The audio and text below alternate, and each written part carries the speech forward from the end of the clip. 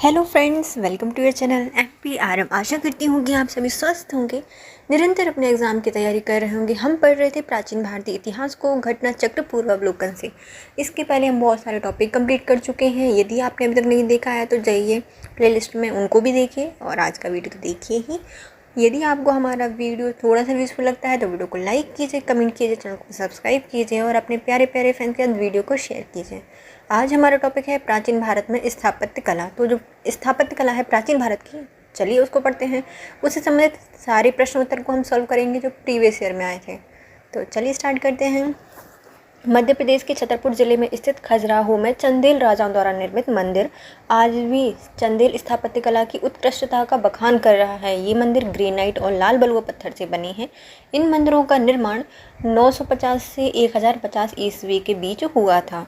यहाँ के मंदिरों में कंदरिया महादेव मंदिर सर्वोत्तम है। इस मंदिर का निर्माण संभवतः विद्याधर के द्वारा 11वीं शताब्दी में कराया गया होगा। खजुराहो मंदिर में 85 मंदिरों का निर्माण का उल्लेख मिलता है। ये मंदिर हैं वैष्णव, शैव, शाक्त, जैन धर्म से संबंधित हैं। कई जगह तो हमें बौद्ध धर्म से संबंधित भी ये मंदिर बताए जाते हैं, लेकिन मुख्यतः किससे हैं? वैष्णव से, शैव से, शाक्त से और जैन धर्म से। यहाँ का मतंगेश्वर मंदिर भगवान शिव को समर्पित है। यह मंदिर संभवतः राजा धंग के काल में निर्मित किया होगा। इस मंदिर की निर्माण शैली नागर की है। किसी किसी मंदिर में पंचायन शैली भी अपनाई गई है। जैन मंदिरों में पार्श्वनाथ मंदिर प्रसिद्ध है। यहाँ के अन्य मंदिर भी हैं, जैसे कि 64 मंदिर, ब्रह्मा मंदिर, दूलादेव मंदिर, लक्ष्मण मंदिर, विश्वनाथ मंदिर, जिन्नाथ का मंदिर आदि। यूनेस्को की विश्व धरोहर सूची में भी इसको शामिल किया गया है। ऐतिहासिक धरोहर है मध्य प्रदेश की खजुराहो के मंदिर। भीमबेटका के मंदिर भी आते हैं और सांची के मंदिर भी आते हैं, जिनको यूनेस्को विश्व धरोहर सूची में शामिल किया गया है। कौन से हैं? 3 हैं, खजुराहो, भीमबेटका और सांची।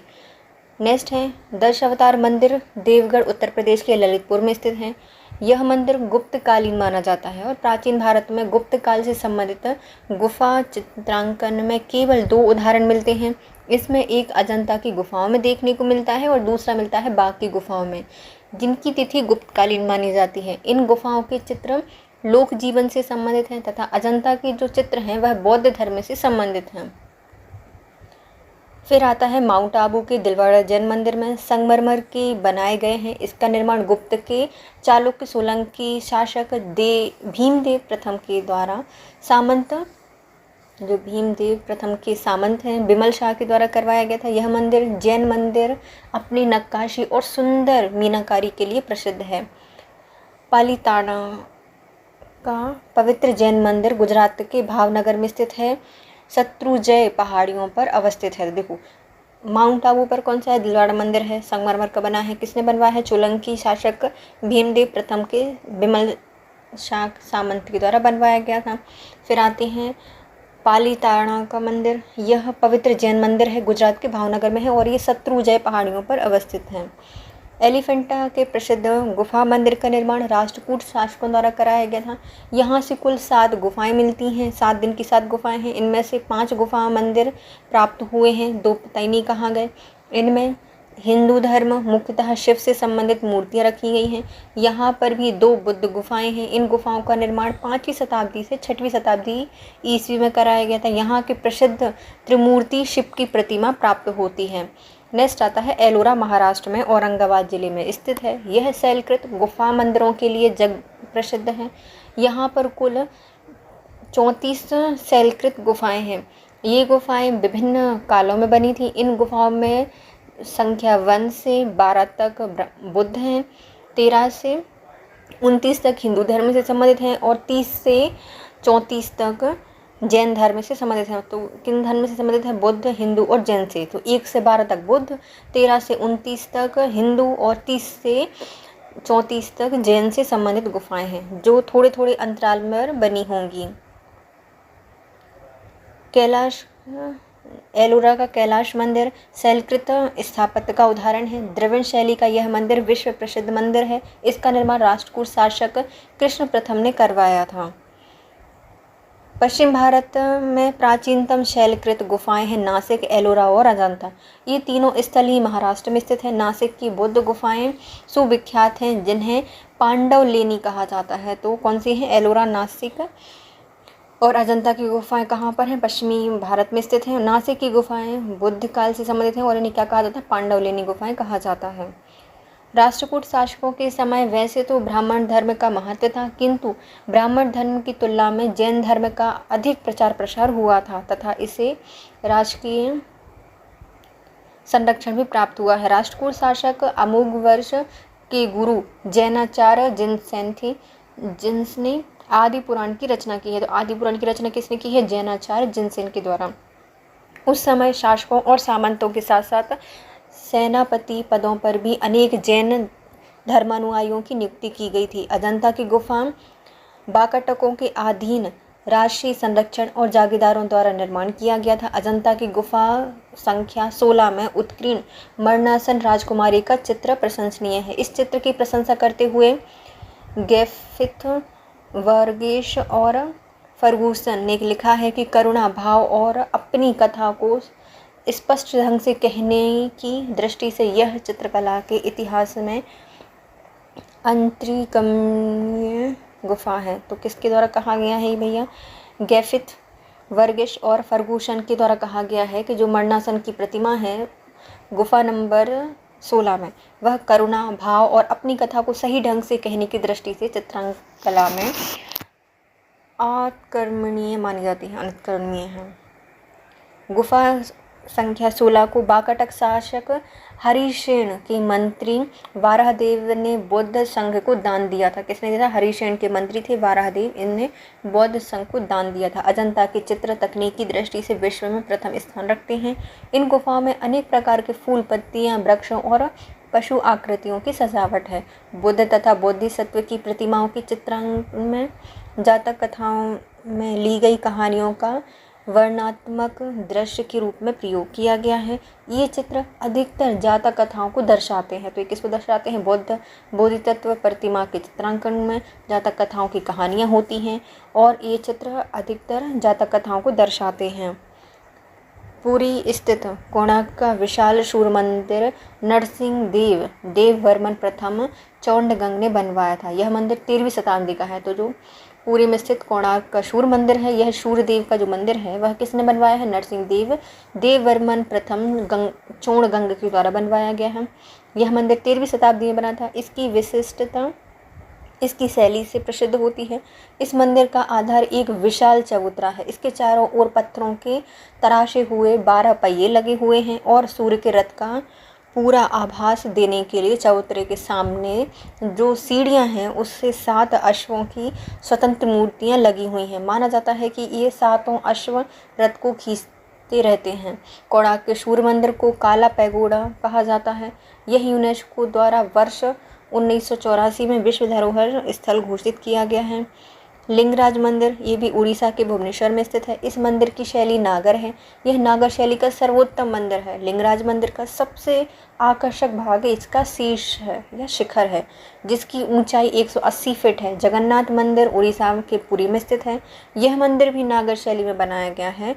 नेक्स्ट आता है मोढेरा का सूर्य मंदिर। ये कहाँ पर है? गुजरात में है। इसका निर्माण 11वीं शताब्दी के पूर्वार्ध में सोलंकी वंश के राजा भीमदेव प्रथम ने करवाया था। अंकुरवाट का मंदिर, ये तो भैया भारत से बाहर है, कंबोडिया में है और कंबोचिया में इसका निर्माण करवाया गया था सूर्यवर्मन द्वितीय के द्वारा 12वीं शताब्दी के प्रारंभ में अपनी राजधानी यशोधरपुर, जो कि वर्तमान में अंकोर में स्थित है। विष्णु को समर्पित द्रविड़ शैली का यह मंदिर विश्व का सबसे बड़ा हिंदू मंदिर समूह है। बोरोबुदुर, यह मुख्यतः स्तूप इंडोनेशिया के जावा द्वीप पर स्थित है। यह यूनेस्को द्वारा मान्यता प्राप्त विश्व विरासत स्थल घोषित किया गया है। पांडवों के राजकाल में द्रविड़ शैली में मंदिरों का निर्माण कराया गया था। जो पांड्य थे ना दक्षिण भारत में, उनके द्वारा द्रविड़ शैली के मंदिरों का निर्माण कराया गया था। इस काल में मंदिर छोटे होते थे, किंतु इनके प्रांगणों के चारों ओर अनेक प्राचीर बनाए जाते थे। ये प्राचीर तो सामान्य होते थे, किंतु इनके प्रवेश द्वार, इन्हें गोपुरम कहा गया है, भव्य और विशाल प्रचुर मात्रा में शिल्पकारिता से अलंकृत होते थे। ममल्य शैली, यह 640 से 674 ईस्वी तक रही है। इसका विकास नरसिंह वर्मन प्रथम महामल्ल के काल में हुआ था। इसके अंतर्गत 2 प्रकार के स्मारक बने थे, मंडप और एकाश्म मंदिर। जिन्हें रथ कहा गया है। तो क्या बनते थे, मंडप बनते थे और एकाश्म मंदिर बना था जिन्हें रथ कहा गया है। पल्लव कला की राज सिंह शैली, इसका प्रारंभ नरसिंह वर्मन द्वितीय राज सिंह ने किया था। पल्लव शैली या पल्लव कला की जो राज सिंह थी, इनकी शैली थी जिसका प्रारंभ नरसिंह वर्मन द्वितीय राज सिंह ने किया था। ये तीनों मंदिर महाबलीपुरम से प्राप्त होते हैं। पहले आता है सूर्य मंदिर, यह तटीय शिव मंदिर है। नेक्स्ट है ईश्वर मंदिर और मुकुंद मंदिर। सूर्य मंदिर इस शैली का प्रथम उदाहरण है। महाबलीपुरम में रथ मंदिरों का निर्माण पल्लव शासकों द्वारा कराया गया था। ये मंदिर एकाश्म पत्थर से निर्मित थे। पल्लव कालीन ममल्ल शैली में बने ये रथ एकाश्म मंदिरों में धर्मराज रथ सबसे बड़ा और द्रौपदी रथ सबसे छोटा था। धर्मराज रथ सबसे बड़ा और द्रौपदी रथ सबसे छोटा। इसमें किसी भी प्रकार का अलंकरण नहीं मिलता है। यह मंदिर शह और हाथी जैसे पशुओं के आधारों पर टिका हुआ है। श्रीनिवास नल्लूर का कोरंगनाथ मंदिर चोल शासक पारंगत प्रथम के काल में निर्मित हुआ था। तंजौर के राजराजेश्वर एवं बृहदेश्वर महादेव का निर्माण राजराज प्रथम के काल में निर्मित हुआ था। इसके निर्माण में ग्रेनाइट पत्थर का प्रयोग किया गया है। राजराज के पुत्र राजेंद्र चोल के शासनकाल में गंगकोण चोलपुरम के मंदिर का निर्माण किया गया था। राजराज ने तंजौर में जो राजराजेश्वर मंदिर है, बृहदेश्वर मंदिर है, उसका निर्माण राजराज प्रथम ने करवाया था। इनका पुत्र हुआ राजेंद्र चोल। इनके द्वारा गंगकोण चोलपुरम का मंदिर बनवाया गया। सोनगिरी दतिया मध्य प्रदेश से 15 किलोमीटर दूर पर स्थित है। यह दिगंबर जैनियों का पवित्र स्थान है। सोनगिरी के चारों ओर सफ़ेद जैन मंदिर स्थित हैं। वर्तमान में यहाँ 77 जैन मंदिर पहाड़ियों पर और 26 गांव में स्थित हैं। इस प्रकार इनकी कुल संख्या 103 है। पहाड़ियों पर स्थित 57वां मंदिर मुख्य मंदिर है जो भगवान चंद्र प्रभु से संबंधित है। विरूपाक्ष मंदिर, यह कर्नाटक राज्य के हम्पी जिले में स्थित है। यह मंदिर भगवान शिव को समर्पित है। यहाँ पर विरूपाक्ष के नाम से भी इनको जाना जाता है। विरूपाक्ष भगवान शिव को हम्पी में स्थित है। नागर, द्रविड़, बेसर भारतीय मंदिर वास्तु की प्रमुख 3 शैलियाँ रही हैं। नागर शैली समस्त उत्तरी भारत में प्रचलित है। दक्षिण के मंदिर शुद्ध रूप से इसी शैली में बनाए गए हैं। द्रविड़ शैली का प्रसार दक्षिण भारत में विशेषकर कृष्णा नदी और कुआरी अंतरीप तक तमिलनाडु में पाया जाता है।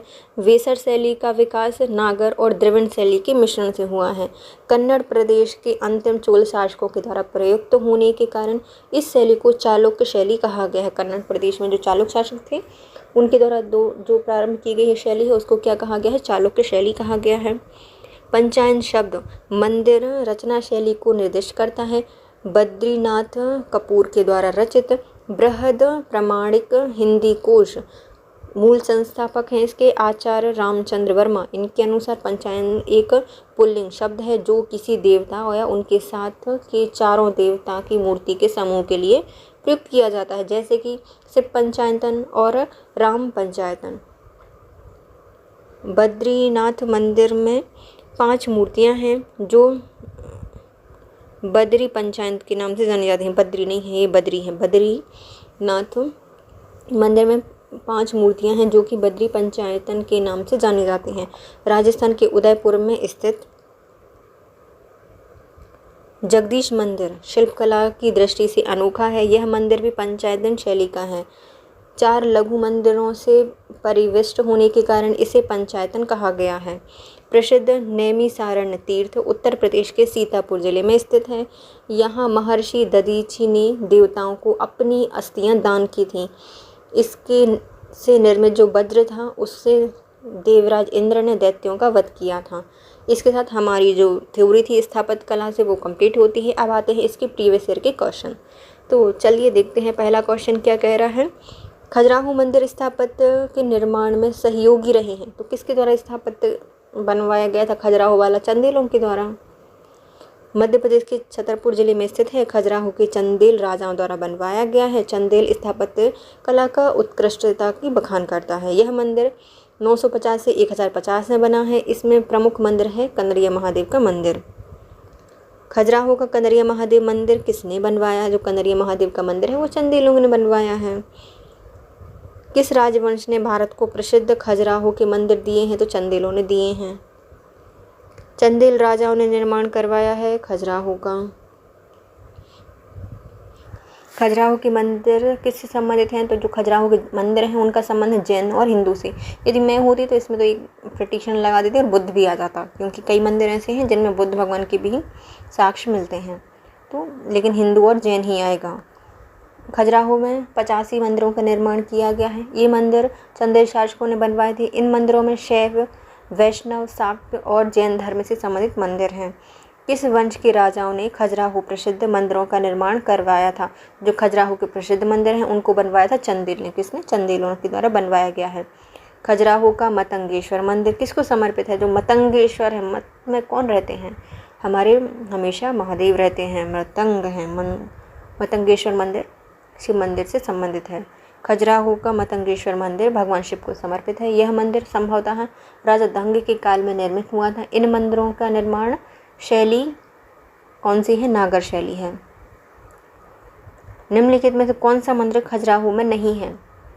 64 योगिनी है, कंदरिया महादेव का है, चित्रगुप्त मंदिर, लेकिन दशावतार मंदिर खजुराहो में नहीं है। दशावतार मंदिर यह देवगढ़ ललितपुर में स्थित है। यह मंदिर गुप्तकालीन है। शेष सभी मंदिर खजुराहो में स्थित हैं और चंदेल राजा ने इनको बनवाया है।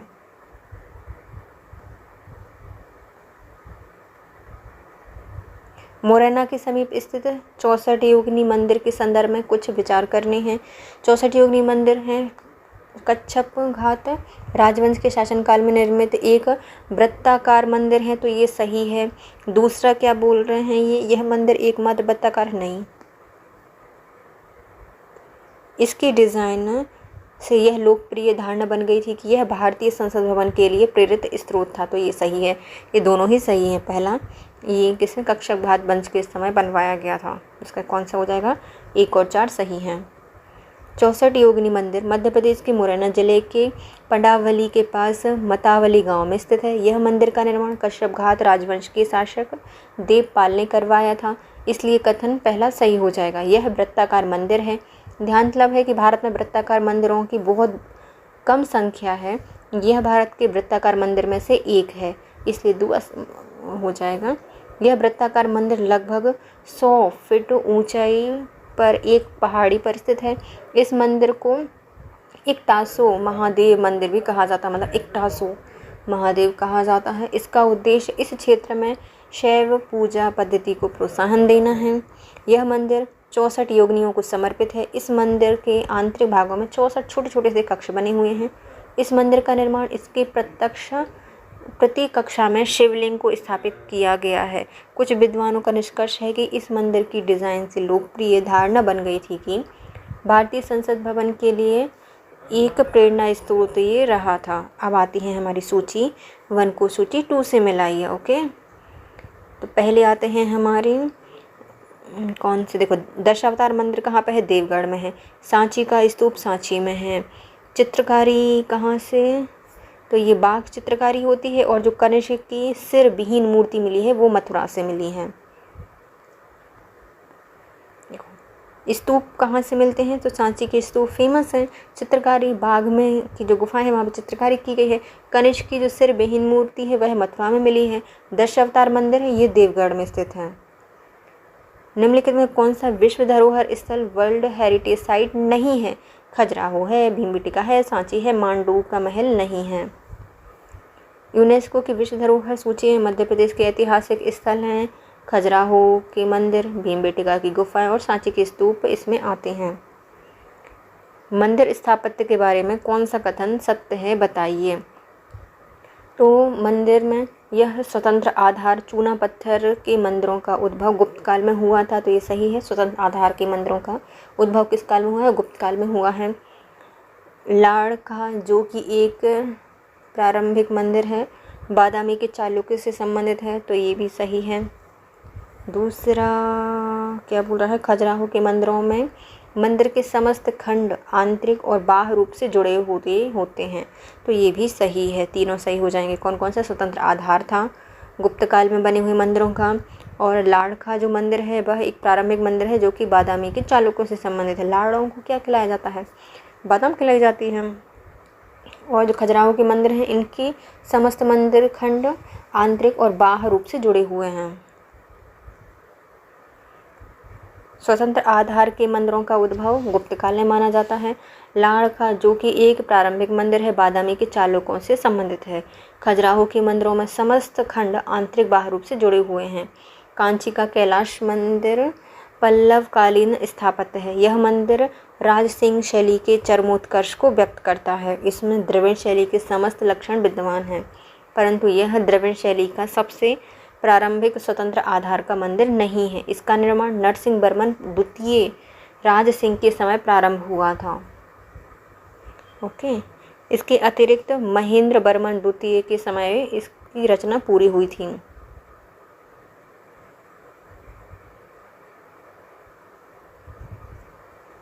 तो कांची का जो कैलाश मंदिर है वह पल्लवकालीन स्थापत्य का चरमोत्कर्ष है, राजसिंह शैली से बना है। इसमें द्रविड़ शैली के समस्त लक्षण हैं, लेकिन द्रविड़ शैली का ये प्रारंभिक मंदिर नहीं था। इसका निर्माण नरसिंह वर्मन द्वितीय ने स्टार्ट किया था और इसके जो उत्तराधिकारी थे महेंद्र वर्मन द्वितीय, इसने पूरा किया था। निम्नलिखित में से कौन सा शिखर द्रविड़ शैली में बना हुआ है? तो हमारे जो ग्वालियर के तेली मंदिर हैं, इसका जो शिखर है वह द्रविड़ शैली का बना हुआ है। और पूरे हमारे लिए मिलते हैं नागर शैली के मंदिर, लेकिन जो तेली का मंदिर है वो भी द्रविड़ शैली में निर्मित एक मंदिर है। इसका शिखर है द्रविड़ शैली का। ग्वालियर के तेली मंदिर का शिखर द्रविड़ शैली का बना हुआ है, जबकि नक्काशियाँ मूर्तियाँ उत्तर भारतीय शैली की बनी हुई हैं। इसकी वास्तु शैली में हिंदू और बौद्ध वास्तुकला का मिश्रण है। निम्नलिखित में से किसी केंद्र में से 100 से अधिक बुद्ध गुफाएं मिली हैं? तो ये हो जाएगी कन्हेरी। तो कन्हेरी से 100 से अधिक बुद्ध गुफाएं मिली हैं। महाराष्ट्र के मुंबई शहर के पश्चिम क्षेत्र में बसे बोरीवली के उत्तर में संजय गांधी राष्ट्रीय उद्यान के जंगलों के भीतर कन्हेरी की गुफाएं स्थित हैं। यहाँ कुल 109 गुफाएं उपलब्ध हैं, जिनका निर्माण पहली शताब्दी ईसा पूर्व में किया गया था। इन गुफाओं में अधिकांश बौद्ध मठ हैं, जो बौद्ध भिक्षुओं के निवास, अध्ययन और ध्यान के लिए बनाए गए थे। आबू का जैन मंदिर किसने बनवाया है? तो अरे भैया किसने नहीं, किससे बना है? संगमरमर से बना है, बिमल शाह ने बनवाया था। आबू का दिलवाड़ा जैन मंदिर संगमरमर का बना हुआ है। इसका निर्माण चालुक्य सोलंकी शासक भीमदेव प्रथम के सामंत बिमल शाह ने करवाया था। निम्नलिखित नगरों में से किस एक के निकट पालीताना मंदिर अवस्थित है? पालीताना, पानी चाहने तो मैं थोड़ा सा भाव दो, भावनगर में स्थित है पालीताना। पालीताना का पवित्र जैन मंदिर गुजरात के भावनगर जिले में स्थित है। शत्रुंजय पहाड़ियों पर अवस्थित है। यह मंदिर जैन तीर्थंकर आदिनाथ को समर्पित है। एलिफेंटा की गुफाएं मुख्यतः निम्न धर्म के मतावलंबियों के प्रयोग के लिए काटकर बनाई गई थी। तो जो एलिफेंटा की गुफाएं हैं किसके लिए बनाई गई हैं? तो ये बनाई गई हैं शैव धर्म के लिए। एलिफेंटा के प्रसिद्ध गुफा मंदिरों का निर्माण राष्ट्रकूट शासकों द्वारा कराया गया था। यहाँ से 7 गुफाएं प्राप्त होती हैं, जिसमें हिंदू धर्म मुख्यतः शिव से समर्पित मूर्तियां हैं। साथ ही यहाँ 2 बौद्ध गुफाएं भी हैं। इन गुफाओं का निर्माण काल 5वीं से 6ठी शताब्दी में माना जाता है। यहाँ के प्रसिद्ध त्रिमूर्ति शिव की प्रतिमा प्राप्त होती है। एलिफेंटा के प्राचीन स्मारक कौन से हैं? तो यहाँ पर हमें कौन मिलेंगे? बुद्ध मिलेंगे और शिव मिलेंगे एलिफेंटा की गुफाओं में। तो 1 और 3 सही हैं। एलिफेंटा का प्रसिद्ध शैल को काट कर बनाए गए मंदिरों का श्रेय किसको जाता है? किसने काटा था? तो एलिफेंटा को काटा था राष्ट्रकूटों ने। पूरे पत्थर को काट काट के कूट कूट के बना दिया। निम्नलिखित में से कौन सी गुफा है जो त्रिमूर्ति के लिए विख्यात है? तो भैया ये हैं हमारी एलिफेंटा की गुफाएं। एलिफेंट के ऊपर त्रिमूर्ति बैठी है एलिफेंटा। प्राचीन भारत में गुप्त काल से संबंधित गुफा चित्रांकन के केवल 2 उदाहरण मिलते हैं। इनमें से एक अजंता की गुफाओं में चित्रांकन है। गुप्त काल में चित्रांकन का दूसरा अवशिष्ट किस स्थान से मिलता है? तो वो बाघ की गुफाओं से मिलता है। गुप्त काल में गुफा चित्रांकन का दूसरा उदाहरण बाघ की गुफाएं हैं, जिनकी तिथि गुप्तकालीन है। इन गुफाओं के चित्र लोक जीवन से संबंधित हैं तथा अजंता गुफाओं के चित्र बौद्ध धर्म से संबंधित हैं, जबकि लोमश ऋषि गुफा मौर्यकालीन है। जो लोमश ऋषि की गुफा है वह मौर्यकालीन है, जो कि बराबर की पहाड़ियों पर स्थित है, जो बिहार की जहानाबाद में स्थित है। नासिक गुफाएं सातवाहन काल की हैं। नासिक की गुफाएं सातवाहन काल की हैं। पश्चिमी भारत में प्राचीनतम शैलकृत गुफाएं कहाँ पर हैं? तो पश्चिमी भारत में स्थित प्राचीनतम शैल गुफाएं हैं नासिक, एलोरा, अजंता। पश्चिमी भारत में प्राचीनतम शैल गुफा नासिक, एलोरा, अजंता में है। ये तीनों स्थल महाराष्ट्र में स्थित हैं। एलोरा में कुल 34 शैल गुफाएं हैं और ये जैन, हिंदू, बौद्ध धर्म से संबंधित है। नासिक की गुफाएं सुविख्यात हैं, जिनको पांडवलिनी की गुफा कहा जाता है। अजंता की गुफाओं का प्राकृतिक दृश्य बहुत ही शांत एवं मनोहारी है। निम्नलिखित स्थलों में से बौद्ध गुफा मंदिर के लिए कौन प्रसिद्ध है? तो बुद्ध गुफाएं के लिए जाना जाता है हमारा अजंता। बुद्ध गुफा मंदिर के लिए प्रसिद्ध है अजंता, जबकि एलिफेंटा अपने शिव मंदिरों के लिए जानी जाती है। खजुराहो अपने शैव, वैष्णव और जैन मंदिरों के लिए जानी जाती है और नालंदा बुद्ध शिक्षा केंद्र के लिए जाना जाता है। एलोरा गुफाओं का निर्माण किसने करवाया है? तो जो एलोरा की गुफाएं हैं इनको बनवाया है राष्ट्रकूटों ने। किसने? राष्ट्रकूटों के द्वारा ये बनवाई गई हैं। राष्ट्रकूट शासक उत्साही निर्माता थे। इन्होंने महाराष्ट्र के औरंगाबाद जिले में स्थित एलोरा की गुफाओं का निर्माण करवाया है। ये गुफाएं अपनी शैलकृत स्थापत्य के लिए विश्व प्रसिद्ध हैं। इनको 1983 में यूनेस्को द्वारा विश्व धरोहर स्थल घोषित किया गया था। भारतीय शैला वास्तु के इतिहास में निम्नलिखित कथनों पर विचार कीजिए। बादामी की गुफाएं भारत की प्राचीनतम अवशिष्ट शैलकृत गुफाएं हैं। तो पहला क्या हो जाएगा? गलत हो जाएगा। बराबर की गुफाएं नहीं, हमारी वास्तु भारत में कथन का सत्य है ना। तो एलोरा में गुफाएं विभिन्न धर्मों से संबंधित हैं, तो ये वाला सही हो जाएगा। दूसरा क्या बोला था? बराबर की गुफाएं सम्राट चंद्रगुप्त मौर्य द्वारा आजीविकों के लिए दी गई थी, तो ये क्या हो जाएगा? गलत हो जाएगा। ओके, आजीविकों के लिए प्रदान की गई थी। कौन सा सही है? तो तीसरा बस सही है, दूसरा तो गलत है। देखो हम देखते हैं इसकी सही। बराबर की जो शैलकृत गुफाएं हैं सम्राट अशोक के द्वारा, ना कि चंद्रगुप्त मौर्य के द्वारा, अशोक ने अपने राज्याभिषेक के 12वें वर्ष आजीविकों के लिए प्रदान की थी। इन गुफाओं में कर्ण चौपड़, विश्व झोपड़ी और सुदामा गुफा प्रमुख हैं। एलोरा की गुफा मंदिर महाराष्ट्र के औरंगाबाद जिले में स्थित है। इन गुफाओं में गुफा नंबर 1 से 12 बौद्ध धर्म से, 13 से 29 तक हिंदू धर्म से और 29 से 33-34 तक जैन धर्म से संबंधित हैं। ये गुफाएं विभिन्न धर्मों से संबंधित हैं। बादामी की शैलकृत गुफाएं भारत की प्राचीनतम गुफाएं नहीं हैं। भारत की प्राचीनतम गुफाएं भीमबेटका की मानी जाती हैं, इसलिए पहला और दूसरा गलत है, तीसरा सही है। एलोरा के गुहा मंदिर किससे संबंधित हैं? जो एलोरा के गुफा मंदिर हैं वह जाने जाते हैं हमारे हिंदू और बौद्ध धर्म से संबंधित हैं और जैन धर्म से है, तीनों से है। हिंदू, जैन और बौद्ध से संबंधित हैं एलोरा की गुफाएं। एलोरा में गुफाएं शैलकृत किससे हैं? जो गुफाएं और शैलकृत हैं तो वह हिंदू, बौद्ध और जैन धर्म से संबंधित हैं। बौद्ध, हिंदू, जैन शैलकृत गुफाएं एक समान विद्यमान है कहाँ पर? तो ये मिलती हैं एलोरा में। निम्नलिखित में से कौन सा एक शैलकृत स्थापत्य का उदाहरण है? तो ये है हमारा कैलाश मंदिर एलोरा में स्थित, ये शैलकृत स्थापत्य का उदाहरण है। एलोरा के कैलाश मंदिर शैलकृत स्थापत्य का आश्रय माना जाता है। द्रविड़ शैली के इस विश्व प्रसिद्ध मंदिर का निर्माण राष्ट्रकूट शासक कृष्ण प्रथम ने करवाया था। निम्नलिखित मंदिरों में से किसे शैलकृत स्थापत्य का आश्रय माना जाता है? तो ये है हमारी कैलाश मंदिर एलोरा, इसको शैलकृत स्थापत्य का आश्रय माना जाता है। किस एलोरा के कैलाश मंदिर का निर्माण कराया था? किसने करवाया था? तो एलोरा के कृष्ण मंदिर नहीं, कैलाश मंदिर का निर्माण कृष्ण प्रथम ने करवाया था और जो कि राष्ट्रकूट वंश का शासक था। एलोरा के कैलाश मंदिर का निर्माण किसने करवाया है? राष्ट्रकूटों ने करवाया है। एलोरा के प्रसिद्ध कैलाश मंदिर के निर्माण से कौन सा शासक वंश जुड़ा हुआ है?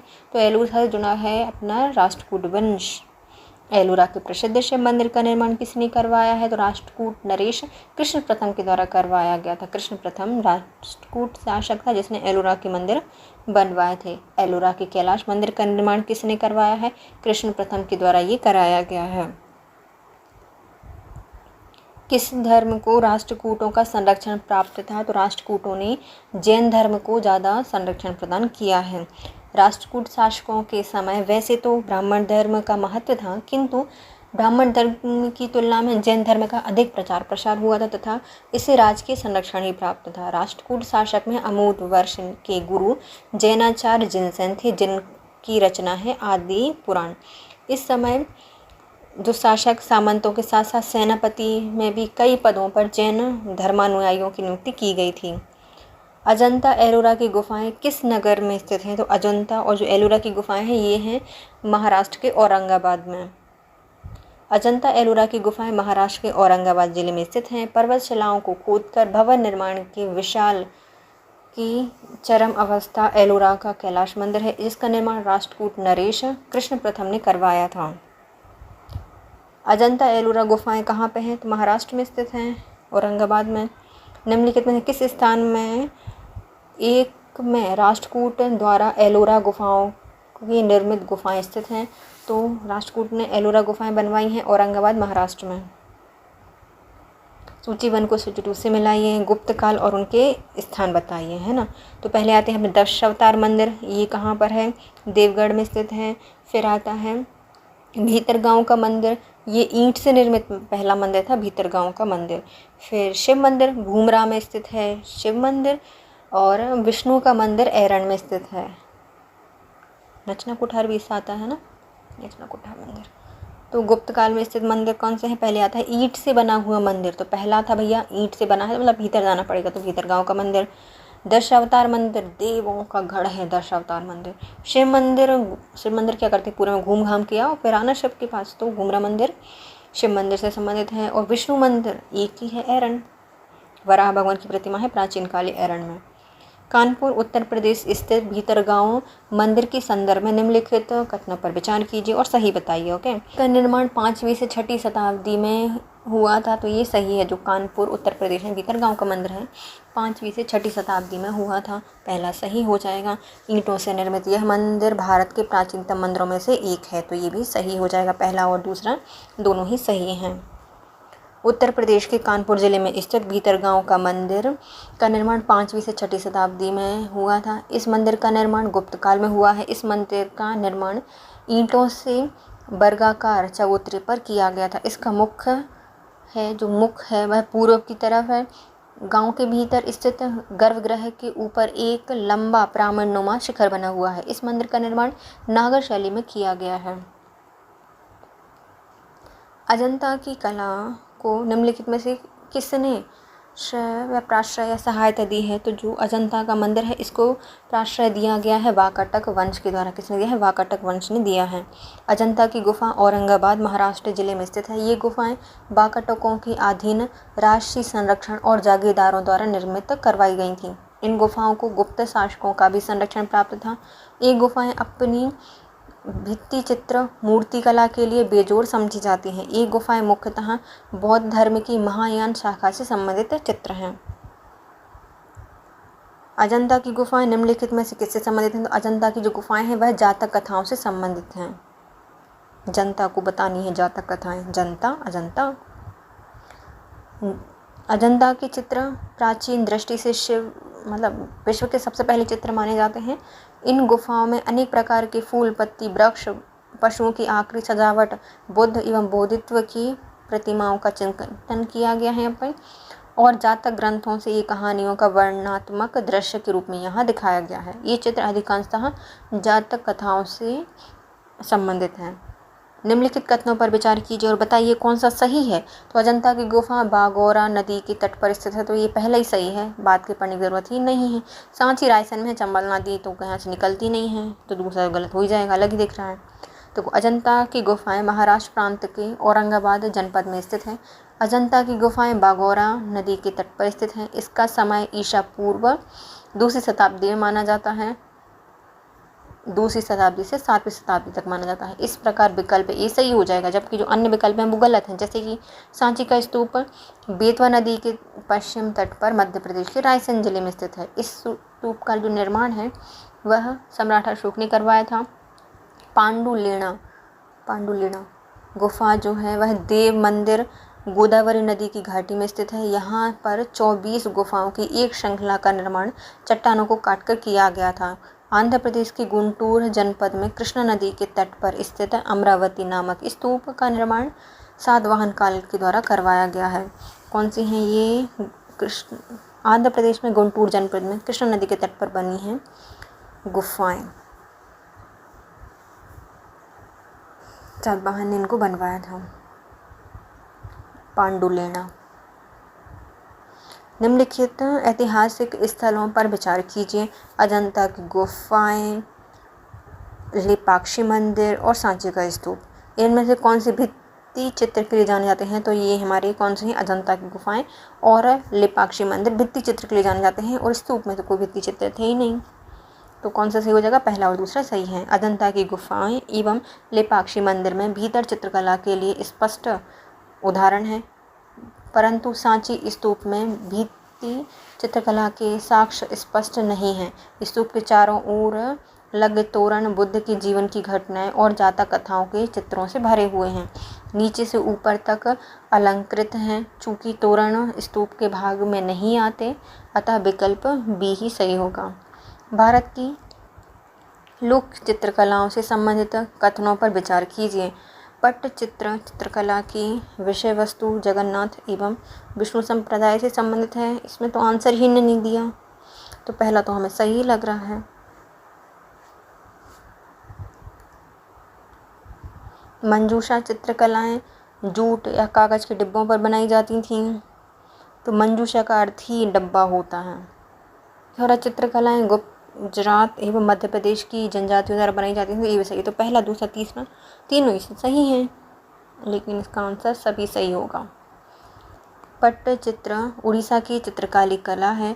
इसका मुख्य विषय भगवान विष्णु, भगवान जगन्नाथ, कृष्ण लीला और दशावतार आदि से संबंधित है। मंजूषा चित्रकला भागलपुर अंग देश बिहार की चित्रकला है।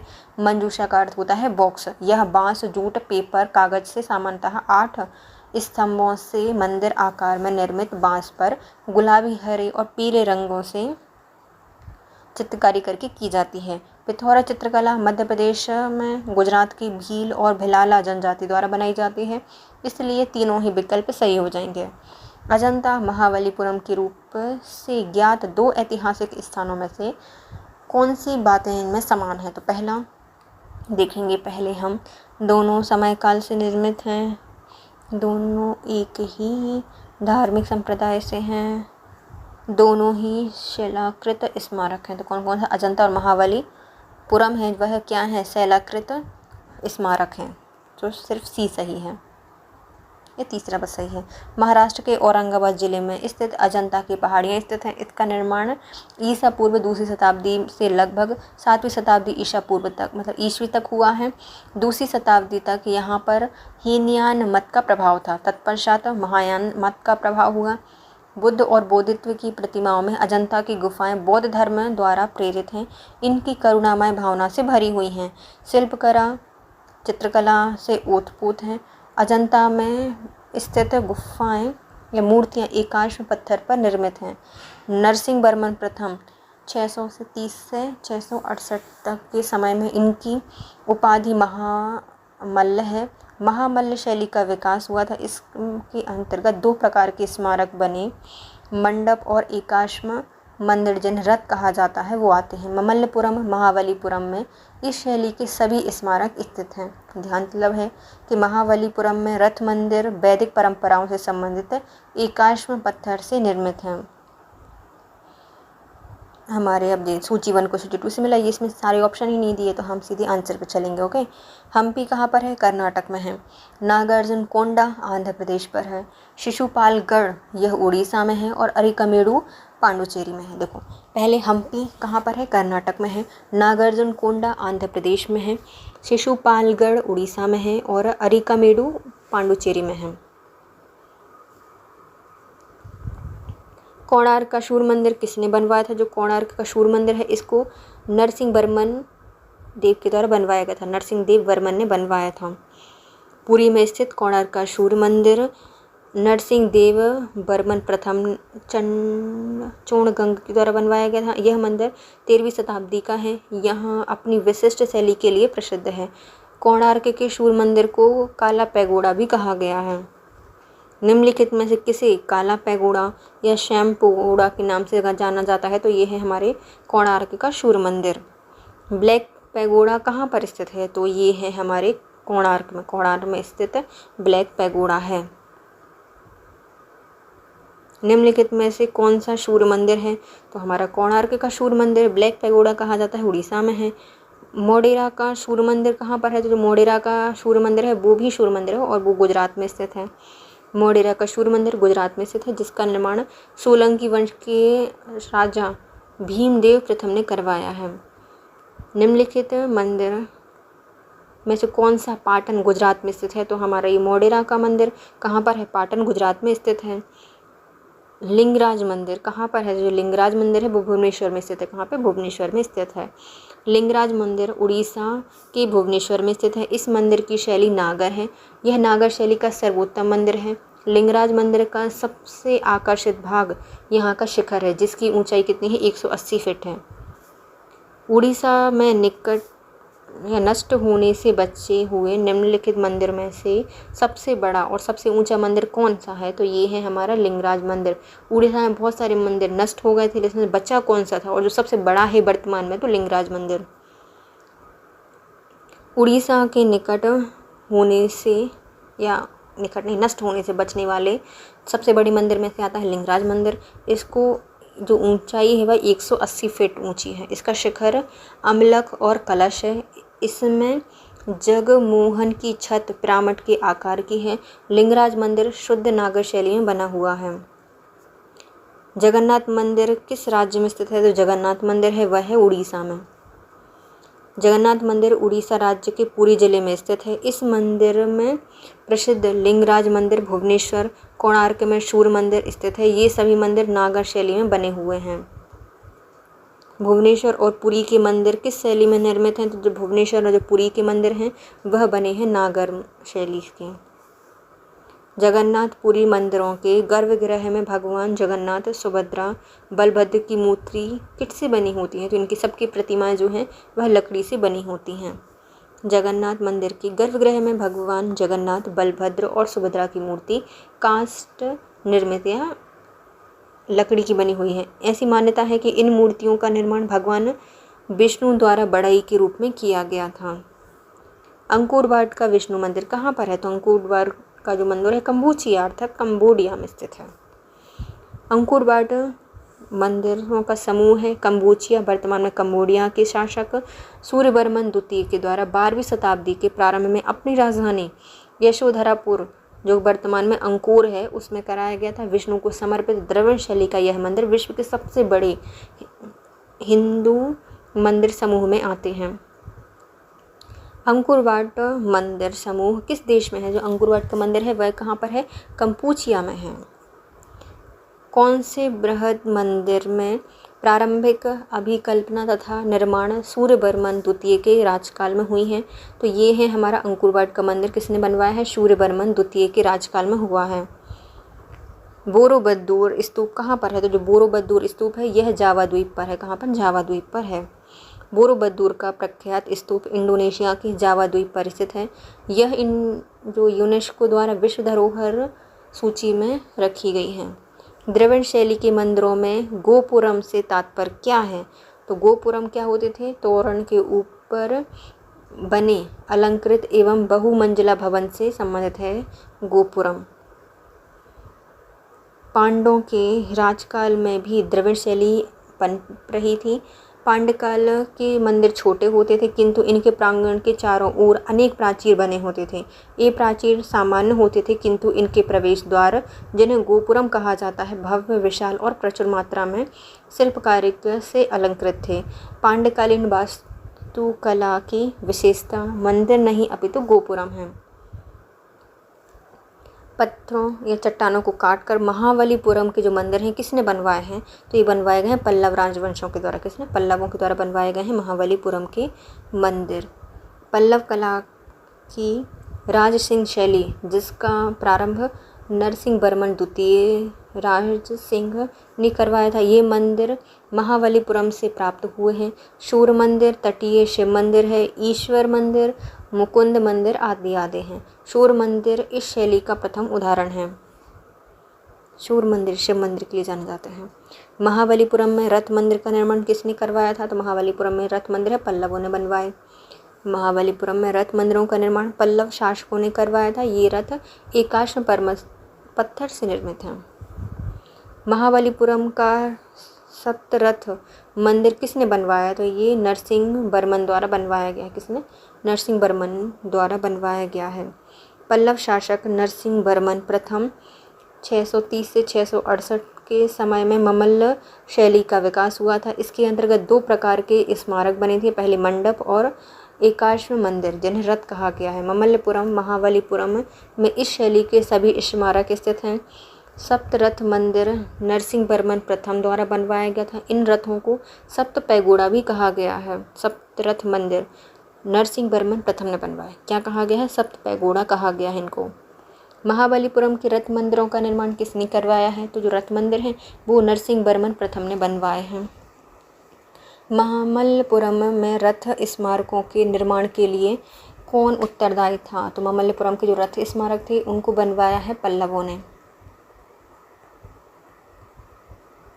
निम्नलिखित में से कौन सा रथ मंदिर सबसे छोटा है? तो सबसे छोटा है रथ मंदिर कौन सा? द्रौपदी का मंदिर सबसे छोटा रथ है। पल्लवकालीन ममल्ल शैली में बने हुए रथ या एकाश्व मंदिर में द्रौपदी रथ सबसे छोटा है। इसमें किसी प्रकार का अलंकरण नहीं मिलता। यह सह हाथी जैसे पशुओं के आधार पर टिका हुआ है। धर्मराज मंदिर सबसे बड़ा है। धर्मराज मंदिर सबसे बड़ा है। निम्न मंदिरों को कालानुक्रम में व्यवस्थित कीजिए और नीचे दिए गए कूटों में उनका सही उत्तर बताइए, है ना। सबसे पहले कौन सा बना है? सबसे पहले आता है हमारा सप्तपैगोड़ा, उसके बाद है महाबलीपुरम का तटीय मंदिर, फिर बृहदेश्वर मंदिर तीसरे पे, और चौथे पे आता है गंगकोणचोलपुरम का मंदिर।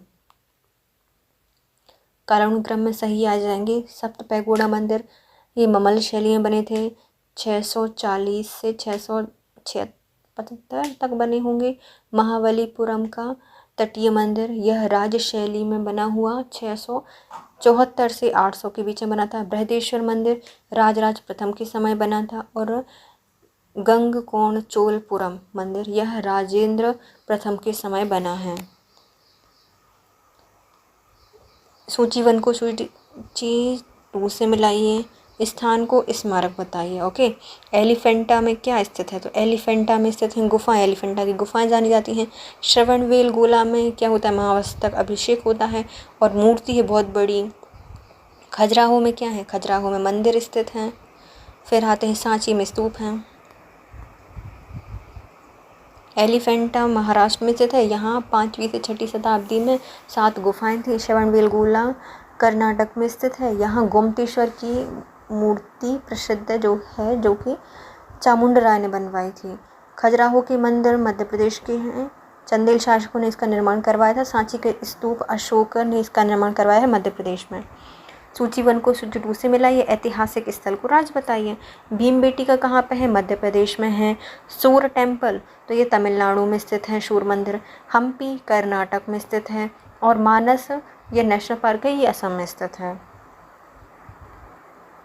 तो ऐतिहासिक स्थल में सबसे पहले आते हैं भीमबेटका मध्य प्रदेश में, सूर टेम्पल तमिलनाडु में, हम्पी कर्नाटक में और मानस असम में स्थित है। निम्नलिखित में से कौन सुमेलित है? एलोरा नहीं, खजुराहो चंदेल राजाओं द्वारा बनवाए गए थे। एलोरा आधुनिक महाराष्ट्र में औरंगाबाद में स्थित है। यह शैलकृत गुफा मंदिर के लिए जाना जाता है। ये गुफाएं विभिन्न काल में बनी थी किंतु शकों से इसका कोई संबंध नहीं था। मीनाक्षी मंदिर पांड्यों द्वारा बनवाया गया था। महाबलीपुरम है, यह पल्लव राजवंश के द्वारा बनवाया गया है। खजुराहो मंदिर है, इनकी स्थापना चंदेलों द्वारा की गई थी। सूची 1 को सूची 2 से मिलाइए। बैजनाथ धाम का संबंध किससे है? तो जो बैजनाथ धाम है ये आ जाएंगे हमारे शिव भगवान की एक शिवलिंग है ना, ज्योतिर्लिंग से आती है। सारनाथ ये हमारे बौद्ध धर्म से संबंधित ऑप्शन है। हाँ, बुद्ध का शांति का प्रथम प्रवचन स्थल है। सारनाथ पहला प्रवचन किया था इनने। दिलवाड़ा का जैन मंदिर है। और बद्रीनाथ विष्णु भगवान से संबंधित है। सारनाथ वाराणसी में महात्मा बुद्ध की प्रथम 5 शिष्यों का उपदेश है। इस घटना को बौद्ध साहित्य में धर्म चक्र प्रवर्तन कहा जाता है। आबू अर्थात राजस्थान के दिलवाड़ा में जैन मंदिर है। अपनी नक्काशी और सुंदर मीनाकारी के लिए विश्व प्रसिद्ध है।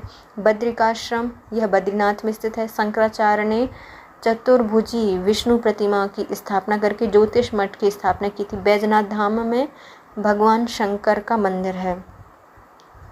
फिर आते हैं निम्नलिखित में कौन सा सुमेलित है वो बताना। कैसे सुमेलित करेंगे। सूर्य मंदिर कहाँ पर है? कोणार्क में है, उड़ीसा में है। लिंगराज मंदिर का संबंध हो जाएगा भुवनेश्वर के लिंगराज मंदिर से। हवा महल कहाँ पर है? जयपुर में है। और गोमतेश्वर की जो प्रतिमा है वह कहाँ पर है? कर्नाटक में है। सूर्य मंदिर कोणार्क में है, लिंगराज मंदिर भुवनेश्वर में है, हवा महल जयपुर में है, गोमतेश्वर की प्रतिमा श्रवणबेलगोला कर्नाटक में है। निम्नलिखित में से किस मंदिर के लिए विख्यात है? कौन सा? सूर्य मंदिर के लिए कौन जाना जाता है? तो निम्नलिखित में से जो सूर्य मंदिर के लिए जाने जाते हैं वो है हमारा अरसवल्ली। सूर्य मंदिर के लिए जाने जाती है अरसवल्ली मंदिर भारत के आंध्र प्रदेश के अरसवल्ली गांव में स्थित 7वीं शताब्दी का एक प्रमुख सूर्य मंदिर है। यह माना जाता है कि यह मंदिर कलिंग राजवंश के शासक देवेंद्र वर्मा ने बनवाया था। ओमकारेश्वर मंदिर, यह मध्य प्रदेश के खंडवा जनपद में स्थित है। यह नर्मदा नदी के बीच मानधाता या शिवपुरी द्वीप पर स्थित है। यह भगवान शिव के 12 ज्योतिर्लिंग में से एक है। अमरकंटक, नर्मदा, सोन और जोहला नदी का उद्गम स्थल है। यह मध्य प्रदेश के अनूपपुर जिले में स्थित है। यह हिंदुओं का पवित्र तीर्थ स्थल है। जो जालेश्वर महादेव मंदिर अमरकंटक से 8 किलोमीटर दूर शहडोल जिले में स्थित है। यहाँ खूबसूरत मंदिर भगवान शिव को समर्पित हैं। नेक्स्ट है सूची 1 को सूची 2 से मिलाइए। नालंदा में स्थित है विश्वविद्यालय, सारनाथ में स्थित है हमारा अशोक का स्तंभ, सांची में स्थित है स्तूप और कोणार्क में स्थित है सूर्य मंदिर। नालंदा में स्थित है विश्वविद्यालय, सारनाथ में है अशोक का स्तंभ, सांची में स्थित है स्तूप और कोणार्क में है सूर्य मंदिर। प्राचीन नगर तक्षशिला निम्नलिखित में से किसके बीच स्थित है? तक्षशिला है वह सिंधु और झेलम नदी के तट पर स्थित है। सिंधु और झेलम के तक्षशिला सिंधु एवं झेलम नदी के मध्य स्थित है। तक्षशिला की जो इतिहास है प्रसिद्धि का कारण यहाँ का ख्याति प्राप्त शिक्षा केंद्र है। सोनगिरी जहाँ पर 103 जैन मंदिर हैं, किसके संग निकट है? तो सोनगिरी स्थित है दतिया में। कितने मंदिर हैं? 103 जैन मंदिर हैं। सोनगिरी मध्य प्रदेश से 15 किलोमीटर दूर स्थित है। यह दिगंबर जैनियों का पवित्र स्थान है। सोनगिरी के चारों ओर सफ़ेद जैन मंदिर अवस्थित हैं। वर्तमान में यहाँ 77 जैन मंदिर पहाड़ियों पर और 26 गांव में स्थित हैं। इस प्रकार इसकी कुल संख्या 103 है। पहाड़ियों पर स्थित 57वां मंदिर प्रमुख मंदिर है जो कि भगवान चंद्र प्रभु से संबंधित है। सोनगिरी का ऐतिहासिक दिगंबर मंदिर तीर्थ है कहाँ? मध्य प्रदेश के दतिया में स्थित है सोनगिरी। दिलवाड़ा जैन मंदिर कहाँ स्थित है? तो ये माउंट आबू पर स्थित है। दिलवाड़ा का जैन मंदिर माउंट आबू सिरोही राजस्थान में स्थित है। इसका सबसे प्रसिद्ध बिमल बशाही मंदिर है। चालुक्य शासक भीमदेव प्रथम के सामंत बिमल शाह ने इसको बनवाया था। दिलवाड़ा जैन मंदिर कहाँ?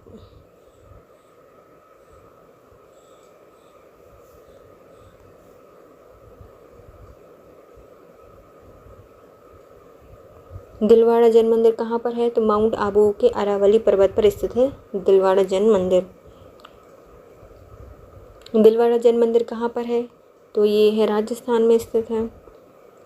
प्रसिद्ध विरूपाक्ष मंदिर कहाँ पर है? तो प्रसिद्ध विरूपाक्ष मंदिर हम्पी में स्थित है।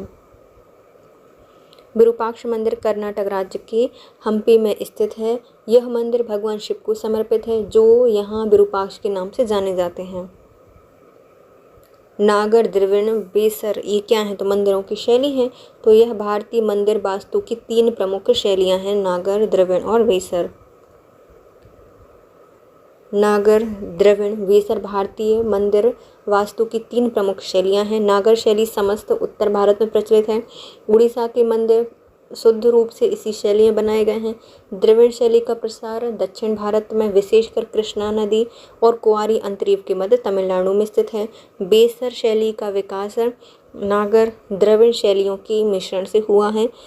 कन्नड़ प्रदेश के अंतिम चालुक्य शासकों के द्वारा प्रयुक्त होने के कारण इस शैली को चालुक्य शैली भी कहा गया है। भारत के सांस्कृतिक इतिहास में पंचायतन शब्द किससे संबंधित है? जो पंचायतन शैली है वह मंदिर रचना शैली से संबंधित है। डॉक्टर बद्रीनाथ कपूर ने जो रचित बृहद प्रामाणिक हिंदी कोश के मूल संस्थापक डॉक्टर आचार्य रामचंद्र वर्मा हैं। इनके अनुसार पंचायतन एक पुल्लिंग शब्द होता है जो किसी देवता या उनके साथ के 4 देवताओं की मूर्ति के समूह में प्रयुक्त होता है, जिसे शिव पंचायतन राम पंचायतन कहा जाता है। बद्रीनाथ मंदिर में 5 मूर्तियां हैं जो बद्री पंचायतन के नाम से प्रसिद्ध हैं। राजस्थान के उदयपुर में स्थित जगदीश मंदिर शिल्पकला की दृष्टि से अनोखा है। यह मंदिर पंचायतन शैली का है। 4 लघु मंदिरों से परिवृत होने के कारण इसे पंचायतन कहा जाता है। स्पष्ट है कि पंचायतन शब्द मंदिर रचना शैली को निर्दिष्ट करता है। प्रसिद्ध नैमिसारण तीर्थ निम्न जनपद में से किसमें एक में है? तो जो नैमिसारण है यह सीतापुर जनपद में स्थित है। प्रसिद्ध नैमिसारण तीर्थ उत्तर प्रदेश के सीतापुर जिले में स्थित है। यहाँ महर्षि दधीची ने देवताओं को अपनी अस्थियां दान की थी, जिससे निर्मित वज्र द्वारा देवराज इंद्र ने दैत्यों का वध किया था।